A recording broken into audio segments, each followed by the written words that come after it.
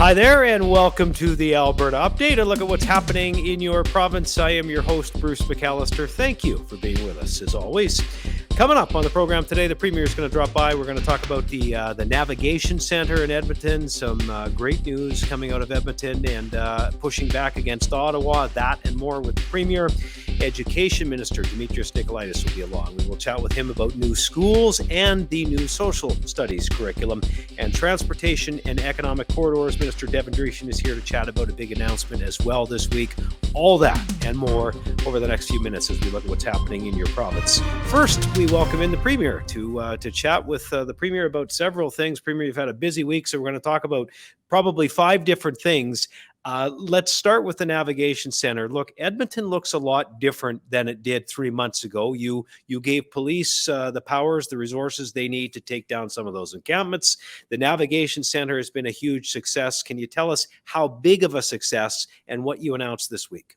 You know, it's pretty remarkable because when I first got back into office again, I asked for, I have a protection unit. And I said, well, show me where all of the encampments are. And we drove around Edmonton, and it was just heartbreaking to see what has happened in our capital city in the intervening years. I think it became pretty bad during the pandemic, and it was just getting worse.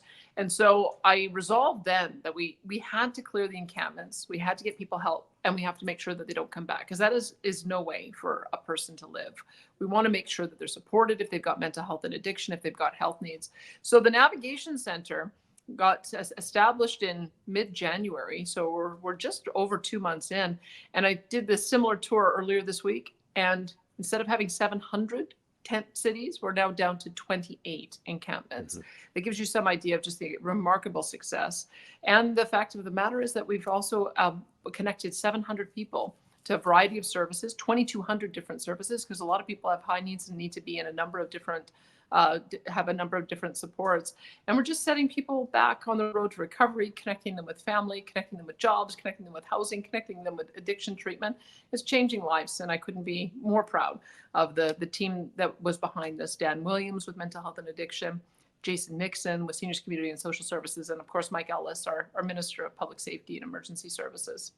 Premier, will we see this program expand? Calgary, other centers maybe? Sure hope so. We want to have our next expansion be in Calgary. We have to work with them to find the appropriate place for it, because it is complicated, because you have to have a lot of services in one spot. And any other community that is seeing a very high level of individuals who need this kind of help, we want to either put up a Navigation Centre so we can do that work, or work with a social agency in those communities who are already doing that connection function. You know, I might just say, Bruce, one of the things we were asked in a press conference this week, someone asked if these services were redundant. I just thought, wow, what a different experience a person has versus the way it has been done in the past, where if you need to have addiction support, you have to go through one door. And if you need your ID, you have to go through another. And then if you need income support, you have to go through another. And if you need shelter, you have to go through another. You could end up going to 6 or 7 different spaces. So no wonder it's been difficult for people to navigate to the level of care that they need. Having everything in one spot just makes it so much easier. And that's why I think we're going to have so much more success. Listen, you had another announcement this week. We had a lot. Let's do the seniors next with Minister of Service Alberta and Red Tape Reduction, Dale Notley. Some inflationary, some help for seniors with the inflationary crisis and times that we're seeing. What was announced and why? Well, we campaigned during the last election on giving a 25% seniors discounts on the registry services that they need. Because when you think about it, whether it's a birth certificate, a death certificate, or having to get additional driver testing, when you're on a fixed income, all of those things cost extra money. And so if you're able to reduce that cost by even 25%, it'll make a big difference, I think, to the bottom line for a lot of the seniors. So we've just gotten started. There may be other services that we're able to add, but we want to make sure that people know that that's going to be available to anyone who's helped to build this province, anyone over the age of 65. I know a lot of seniors that are very happy about it. Premier, you wrote a letter to the Prime Minister earlier this week. This is a 2-part question. You were asking him for an increase to Alberta's provincial nominee program allocation. So can you expand on why you've done that? And we also know that Alberta has seen a large number of Ukrainian evacuees, of course, in the last year and a half or so.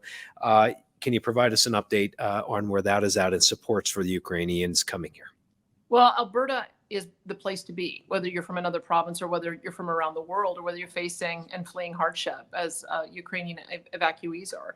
We have about 12% of the Canadian population, but now we're getting about 25% of newcomers are coming to our province because there's so much opportunity here. And with the Ukrainian population in particular, we have such a large diaspora of Ukrainian citizens that settled here over the past number of decades that are able to offer a level of support that I think it may not be available in other jurisdictions. So we have used a program, which is a pathway to permanent residency, permanent immigration.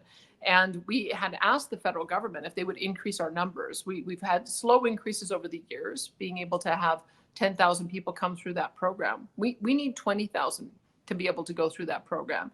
So far, over 57,000 Ukrainians have come to Alberta in the last 2 years, and more are going to come with the visa expiry happening at the federal level. So we just feel like this allows for us to be as welcoming as I know that Albertans can be and wish to be, but also give a pathway so that people can get connected with a job and with an incredible future in this beautiful province. And so they have, instead of increasing our number of provincial nominees, they actually decreased it this year, which is unacceptable.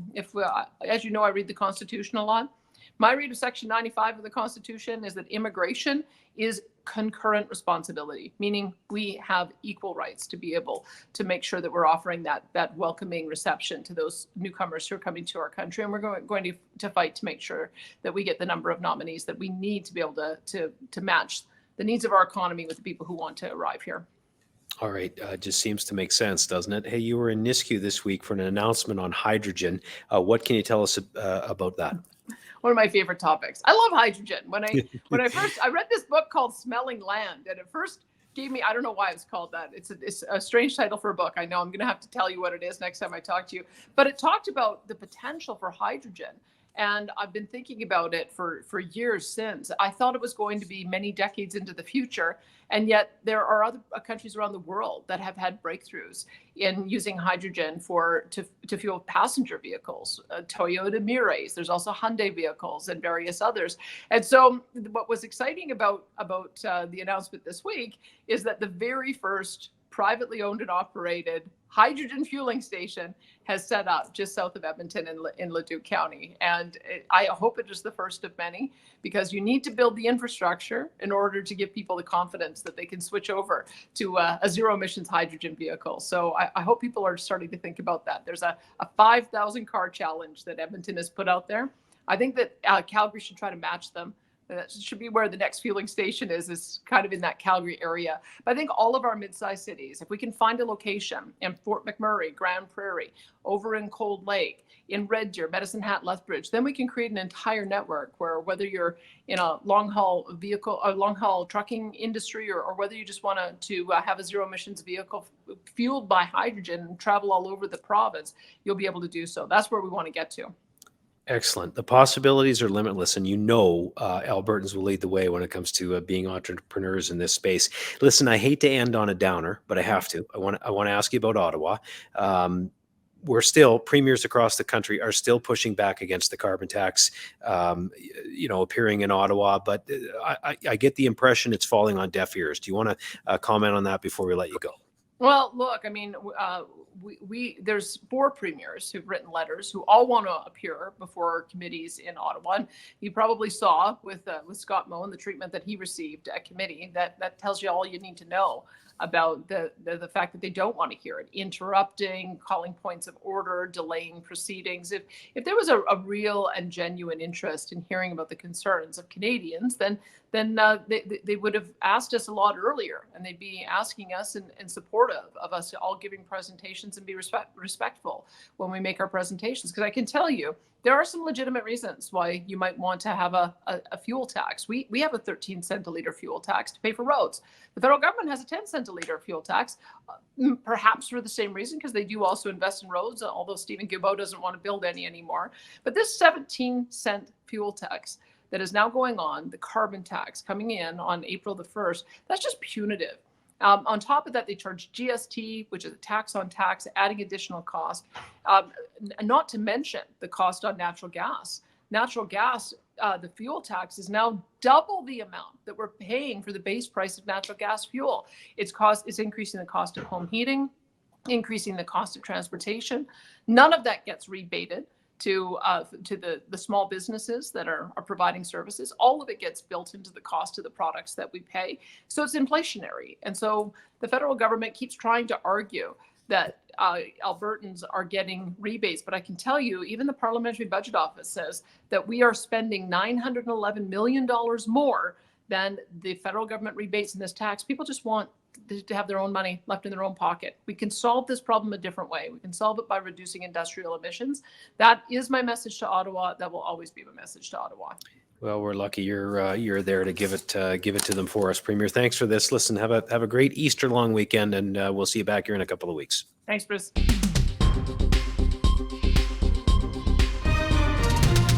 Well, lots happening on the education front in Alberta, and the man tasked with keeping track of it all is, of course, Education Minister Demetrios Nicolaides. He joins us to talk about what's new on the education front and what's important for Albertans. Minister, good to see you. As always, thank you for taking the time. We appreciate it. My pleasure. Thanks for having me. It's great to see you as well. Let's start with the curriculum, the social studies curriculum. A lot of work went into drafting a new curriculum. Look, I've been reading some of the feedback you've been getting, and it seems to be, obviously there are always a critic or two, but by and large, very positive. What are your thoughts on it, and where are we at with it? Yeah, so in terms of where we're at, so we've released the draft, and we're asking members of the public, any interested Albertan, to have a look and provide us with feedback. And that window to provide feedback will be open until April 2nd. So a few more days to go here. Once we collect some additional feedback, we can make some revisions. We then hope to start piloting the new curriculum in schools in September of 24 and then make it mandatory in September of 25. So getting a lot of feedback and engagement. And as you noted, I don't think any two Albertans or individuals view the same historical events with significance, the same level of significance or importance. There's lots of disagreement and different interpretations of history. So I totally get it. I recognize that people will have different views and opinions about the social studies curriculum. What we were shooting for and what was important for us is to take ideology out of the curriculum, give students an in-depth understanding of history so that they can understand contemporary issues, and also ensure that they're sharpening their critical thinking skills. And I believe we've delivered precisely that. Okay, listen, you've answered the second question beautifully, which to me was, what is the goal? What are you trying to accomplish? So sounds like you're trying to make sure you have the best representation of as much pertinent information for these kids as you can, obviously without overdoing it. This is K to 6, so is 7 to 12 next? Yes, so we have released the K to 6. We have also released a preliminary outline for 7 to 12 as well. The curriculum isn't developed for that piece, but we have released a draft outline as to what 7 to 12 would look like. So folks could see the complete progression of the social studies. And just coming back to your question about what we're hoping to achieve, in the early phase, back in October, before we did any of the drafting, we asked Albertans what they wanted to see. 13,000 Albertans responded to our survey. And they said that they wanted to see a sharpening of critical thinking skills. They said that they wanted to see a strong foundation in history. And I believe we've delivered exactly that by giving students a good understanding of Canadian history and global history. And at the same time, of course, ensuring that students are learning about primary sources, secondary sources, learning about opinions and facts, and learning about research processes. These are all valuable skills that they'll need to be successful. It was funny. I was in a meeting. Somebody was explaining to Premier some of the new curriculum, and of course, she's keen, wants to read everything, and was almost joking, like she'd like to be taught it all again. It really is interesting what you're putting together. Now, all we need, Minister, are the schools to teach these kids in, and you are the man on the hot seat for this. First, some perspective on, I guess, the overall school build in Alberta. How many new schools are coming, and can you build them fast enough? Yeah, absolutely. In the budget, we have 19 new schools coming across the province. And these will add about 35,000 additional spaces to every corner of our province. In total, we have 98 projects that are in the pipeline. And with Budget 24, we're moving about 43 of these projects forward. There's different stages that a project needs to go through. Planning, design, where you hire the architect and design the project, and then, of course, full construction. So 43 projects are moving forward. 19 have moved into the full construction phase. That's the highest number of full construction projects in 7 years. So we are trying to work as aggressively as we can to build new schools, because a lot of people are choosing to come to Alberta, and this is putting some pressure on our schools. But we are looking to do it as quickly as we possibly can. That's it. Look, it's a blessing and a curse. I said many, many times, everybody wants to come to Alberta. We need the infrastructure to keep up. How about our biggest cities, Edmonton and Calgary?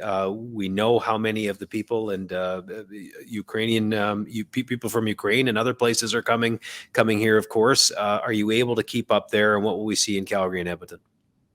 Yeah, so the lion's share of the new school projects, over 80%, will be in the Calgary and Edmonton regions.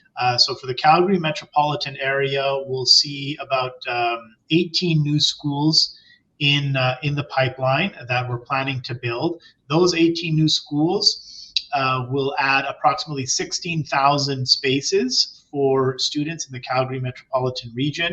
Edmonton, similar. About out of the 43 projects that we're moving forward, there's 14 that have been allocated there for Edmonton, which will add approximately 12,000 spaces. So we tried to take an evidence-based approach in looking at where are the areas of greatest need and demand, where are we seeing the biggest pressures. No surprise, we're seeing the biggest pressures in our major urban centers. So we've made sure that the new schools that we're going to build accommodate the pressure that we're seeing in those two main regions. Well, you've got a lot on your plate, Minister. We appreciate you taking a few minutes to bring us up to speed, of course, and we'll bug you from time to time for an update. Keep up the good work, and thank you. Thank you. Yeah, happy to chat anytime. All right, Minister of Education Demetrios Nicolaides joining us. In other news, still with education, the University of Alberta and the Southern Alberta Institute of Technology have joined NATO's Defense Innovation Network. The NATO organization provides comprehensive support to businesses and innovators, offering them training and guidance, as well as access to investors and to defense expertise. As test centers, the U of A and SAIT will help entrepreneurs and innovators develop and execute their technology or product designs. Minister of Technology and Innovation, Nate Glubish, now with more. And for Alberta to be selected, for the University of Alberta and also for SAIT down in Calgary, to have test centers, this is huge. This is a great opportunity for us as Albertans to participate in next generation research and new technology commercialization that is going to contribute to keeping our country safe and to keeping democratic principles around the world safe. And I am so excited for Alberta to be a part of this. The Premier was in Houston last week. She was marketing our province to investors. We spoke with the Premier about it, of course, on last week's Alberta Update. Many people are still talking about that trip and the great job that the Premier did highlighting our energy industry to investors and the importance of Alberta being a key player on the international stage. Here are a few highlights from her conversations in Houston.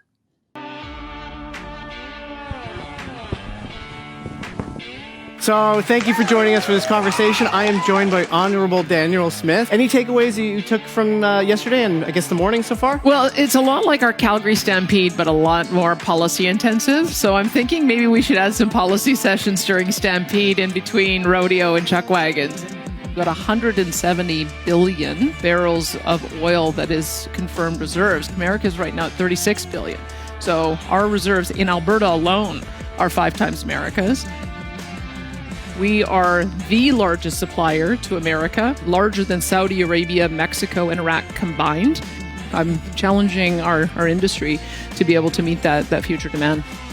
Well, I look at it as a a transition away from emissions, not a transition away from production and not a transition away from usage. So Air Products was one of the first, and it is a net zero hydrogen facility. So it will be helping to build out the hydrogen infrastructure so that we can build up transportation infrastructure. Can carbon capture live up to the expectation? And that may be an open question in some jurisdictions, but not Alberta. Alberta has immense pore space. My officials tell me the theoretical amount that we have in sequestration capacity in our pore space would be able to sequester all of the emissions produced by man so far. The risk is the lack of understanding about what transition truly means. Years ago, everybody was asking the question of, will oil sands ever be something that is a marketable product? Well, now it is the bulk of our production. And so that's why I have such confidence in innovation, because I've seen it in action in our province. We can reduce emissions and also provide energy security and also provide energy affordability. We can do all three, and we can do it better than anyone else. We're right here. We are your best friend, your best neighbor. We already have a pipeline infrastructure. We have businesses that are doing business cross-border in both. We are already your biggest supplier. Why would you look anywhere else when you could look to Alberta? Alberta is investing in roads, in bridges, and driver training programs to keep Albertans safe and to help us move us into the future and be on the cutting edge of the infrastructure that is required in this province. Minister of Transportation and Economic Corridors, Devin Dreeshen, joining us now to talk more about what is happening. Minister, great to see you as always. Thank you for joining us. Always happy to be on your show, Bruce. Thank you for the invite. Hey, a big announcement this week, transforming the future of commercial driving here in Alberta. What changes are you making, and what kind of impact will it have for Albertans? So Alberta is actually being a leader across the country when it comes to reforms in our Class 1 licensing. So that's the big semi-trucks that you see on the highways. We are now implementing not just pre-license training where anyone wanting to become a truck driver has to take 121 hours of training on a truck that they'll never see before, and then they're just out into the trucking industry, whether it's a large commercial carrier or a smaller private carrier, and they have to kind of learn as they go. So we want to make sure that there is more appropriate training for truck drivers in vehicles that they're actually going to be driving after they acquire a license. So it was a big transformational change that we announced here today, and we think other provinces and other jurisdictions are going to follow suit. As well, Budget 24 actually has $41 million of additional grant funding for on-the-job training in vehicles that new drivers will be driving. So it was a big change here today, and also helping to address the nearly 4,000 truck driver shortage that we have here in the province. So if you need anything by truck, which we all do on our daily lives, it was a really, really big announcement here in Alberta. I'm always reminded of the saying, if you got it, a truck brought it, right? Is one of the things you always hear. Hey, you mentioned the budget minister and included nearly $2 billion for planning, design, and construction of major highway and bridge projects. Let's talk about these projects. What can Albertans expect to see in the year ahead? So we have 64,000 lane kilometers that the province owns here in Alberta. We have nearly 5,000 bridges. And that money will go a long way to expanding them, to making them better, and also improving them. But some really big ticketed items is the twinning of Highway 3 down in southern Alberta, which essentially goes from Medicine Hat to the BC border, as well as Highway 40 near Grand Prairie, which essentially will make a ring road to the southwest of Grand Prairie, diverting big heavy truck traffic away from the downtown core of Grand Prairie, where it should be on the outskirts. As well as in Edmonton and Calgary, Twilliger Drive in the southwest part of Edmonton, as well as Deerfoot Trail, seeing hundreds of millions of dollars of improvements to widen and add more lanes and improve that area of Calgary in the south. So there's some big ticket items that are going to be in lots of construction this year as we're getting close to construction season. So I just encourage all Albertans to be patient, because they're really going to like the outcome when these projects are finally completed. Can you give us any insight into future projects? Anything that's planned in the hopper that you're able to talk about? And I don't know, Minister, if I'm overstepping, if you're even allowed to give us any insight into that. But it's you're curious to know what might be coming. Well, some really big, interesting projects that got the support of Cabinet and Caucus on a resource revenue map, which essentially looks at the $18 billion that Alberta brings in when it comes to oil and gas royalties. Where does it actually come from? And trying to make sure that the roads and the bridges out in rural Alberta, especially in northern Alberta, has the infrastructure, has the road network built out so that we can see more investments and more trucks on those roads, because essentially that's what pays the bills. And we want to make sure that our infrastructure in rural Alberta is built out so we can grow that $18 billion number. Look, as we're talking about roads and bridges, let's end with this today. I know you had a very meaningful announcement this week, and you named a couple of bridges after a couple of fallen officers, and they were Constables Travis Jordan and Constables Brett Ryan. Speak to that, Minister, and I guess how it felt to be able to do that. So it was very heartfelt. I'm sure many Albertans and Canadians saw the memorial service that happened last year for Constable Travis Jordan and Constable Brett Ryan, two Edmonton police officers that were killed in the line of duty. And to be at the Edmonton Police headquarters with the families to talk about how there are two twin bridges going over the North Saskatchewan River on the Anthony Henday, the ring road around Edmonton, that both of those bridges will be named after those two officers. And it was something that it was very heartfelt and very meaningful. And I do hope that Edmontonians and everyone crossing those bridges knows the courage and the sacrifice that those two brave police officers, those two brave heroes did to serve the people of Edmonton. And I hope it's something that will never be forgotten, because their courage and their names never will be. That's exactly the way to put it, Minister. Never to be forgotten. So good on you. Listen, thanks for doing this as always. Appreciate your time. Thank you, Bruce. Take care. All right, Minister of Transportation and Economic Corridors, Devin Dreeshen, joining us. Alberta's government is making significant investments to ensure more Albertans receive the surgeries that they need with clinically recommended wait times. The province is on track to complete more surgeries this year than ever before. Minister of Health Adrienne LaGrange saying that if passed, Budget 2024 would invest $608 million in targeted spending to ensure more Albertans get the procedures they need when and where they need them. The Alberta Surgical Initiative focuses on improving every patient's surgical journey from the moment they seek initial advice to when they are referred to a specialist to their surgery and rehabilitation period. It recognizes the need to put patients first and to manage capacity, and to do whatever we can to ensure Albertans receive required surgeries within clinically recommended wait times. $305 million will be invested to performing surgeries this year, while $313 million over the next 3 years will help add and expand operating rooms across the province. Minister of Environment and Protected Areas Rebecca Schultz joining Minister of Forestry and Parks Todd Loewen to highlight the vital role that Alberta's forests play in our province this week. Here's a look at what they had to say. Let's celebrate and talk about the importance of thriving and healthy forests right across our province. As a province, we have the largest continuous area of boreal protected forest in the world. Our amazing forests are an unmatched landscape of towering trees, vibrant foliage, and diverse wildlife enjoyed by so many Albertans since the beginning of our long history. But that's not all. Our forests are also vital for the wildlife who also call Alberta home. Over 1 million new trees every year are planted in Alberta, which creates new habitats and vegetation to help wildlife grow and thrive. So far, over 1,000 kilometers of abandoned seismic lines have been replanted and restored in Caribou Ranges. Albertans are proud to live in a province of endless natural beauty, and we will continue protecting our forests for generations to come. That's absolutely right, Minister Schultz. Alberta's forests give Albertans many opportunities to enjoy diverse outdoor activities like winter camping, comfort camping, and glamping. Albertans also want opportunities for high-quality fishing and hunting.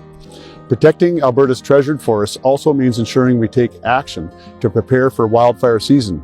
I want to remind Albertans that wildfire prevention is a shared responsibility, and every Albertan can do their part to protect our forests and communities from the impacts of wildfire in the months and years to come.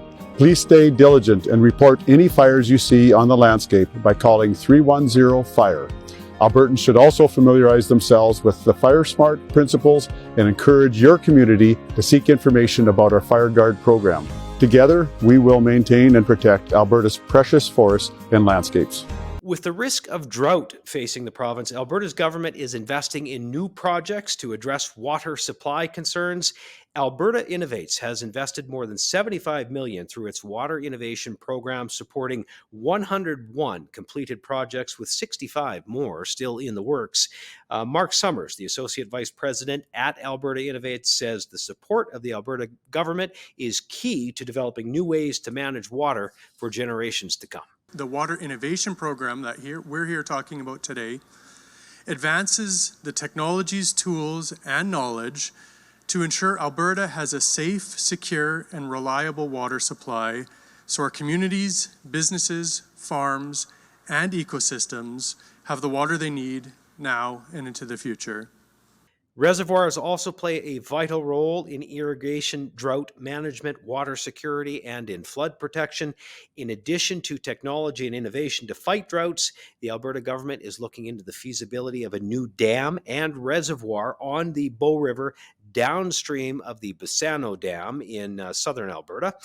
The goal of these projects is to help ensure that all Albertans have a safe and a reliable water supply. Alberta's government is investing in revitalizing downtown Calgary, and we talked a little bit about this on last week's Alberta Update. Calgary, we know, has a thriving arts and culture scene, which significantly contributes to our province's economy and helps make it a destination to choice for people looking to move to Alberta. Minister of Arts, Culture, and the Status of Women, Tanya Furr, recently announcing a project which will transform Arts Commons and Olympic Plaza. Hello, I'm Tanya Furr, Alberta's Minister of Arts, Culture, and Status of Women. And I'm Alex Sarian, President and CEO here at Arts Commons. I'm so excited to share with you that Alberta's government is investing $103 million over the next 7 years in the Arts Commons and Olympic Plaza transformation project. This is one of the largest capital investments in the arts Alberta's government has ever made and demonstrates our commitment to supporting the arts for all Albertans now and for generations to come. Our mission at Arts Commons is to continue to support a thriving arts sector where Albertans from all backgrounds can enjoy the arts within our facility. Let us celebrate this impactful investment and continue to champion the arts as a cornerstone of our identity and our future. Together, we can continue to build a brighter, more vibrant Alberta. Again, the minister joining us on the program last week to hint at that announcement, which was to come just the next day. Great news for the arts community in Calgary. Well, that does it for this week's Alberta Update. A look at what's happening in your province with your government. And we always appreciate you tuning in. Remember to subscribe by going to YouTube. Go into YouTube, subscribe to the Alberta Update, share it with your friends and your family. And happy Easter to those of you celebrating this weekend. Have the best of weekends. We'll be taking a week off as the MLAs and ministers break for Constit break, but we'll be back in a couple of weeks' time with the next Alberta Update. Until then, thanks for being with us. So long.